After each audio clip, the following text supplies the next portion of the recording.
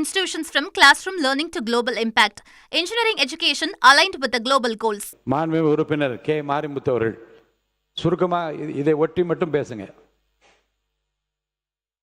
மாண்புமிகு பேரவைத் தலைவர் அவர்களே, சுருக்கமாக பேச சொன்னீர்கள். எந்த கவன ஈர்ப்பு தீர்மானம் எதை குறித்து கொடுத்திருக்கின்றீர்களோ அதை ஒட்டி மட்டும்தான் பேசணும். நீங்க மற்ற விஷயங்களை இதில் கொண்டு வரக்கூடாது. நான் ஒரு தந்தையாக நின்று பேசிக் கொண்டிருக்கிறேன். பெத்த மனம் பித்து என்று சொல்வார்கள். பிள்ளை மனம் கூட கல்லாக இருந்துவிடும். ஆனால் அந்த தாயும் தந்தையாரும் கோயமுத்தூர் மாணவன் அந்த அடித்து கொலை செய்யப்பட்ட போது அவர்கள் ஊடகங்களில் சொன்ன செய்தியை நான் உன்னிப்பாக கவனித்து பார்த்தேன். கலங்கித்தான் போனோம். பெற்ற பிள்ளைகள் 3ஆம் ஆண்டு படிக்கிற அந்த என்ஜினியர் படிக்கிற பிள்ளை போதை புழக்கம் இருக்கிறது என்று காவல்துறையில் தகவல் சொன்னார் என்பதற்காக போதை பழக்கத்தை யார் யாரெல்லாம் கையாளுகிறார்கள் என்று அடையாளம் சொன்னார்கள் என்பதற்காகவே அவர் கொலை செய்யப்பட்டு விட்டார் என்று சொல்லுகிறார்கள். ஆட்சி மாற்றம் வந்திருக்கிறது. பெரும்பான்மையாக மக்கள் உங்களைத்தான் தேர்ந்தெடுத்திருக்கிறார்கள்.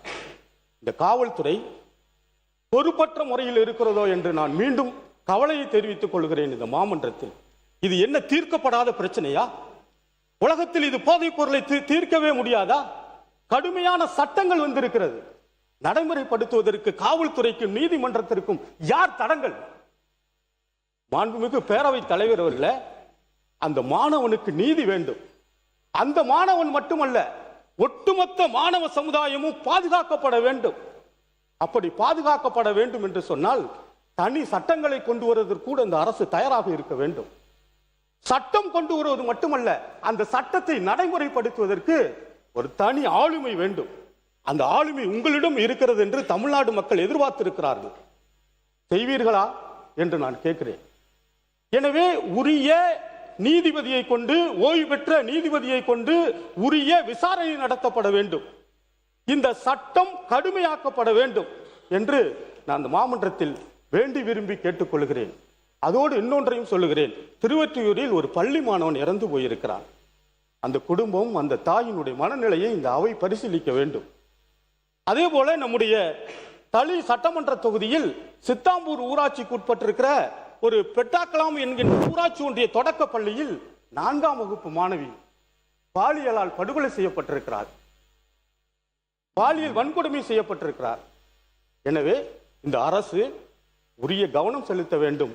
கடந்து போய்விடக் கூடாது. கவன ஈர்ப்பு தீர்மானம் கடந்து போய்விடக் கூடாது. உரிய சட்டம் இயற்றப்பட வேண்டும்.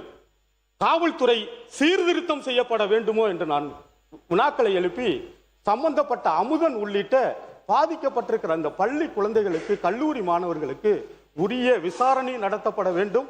குற்றவாளிகள் மீது கடுமையான தண்டனையை பெற்றுத் தருவதற்கு இந்த அரசு உறுதுணையாக இருக்க வேண்டும்.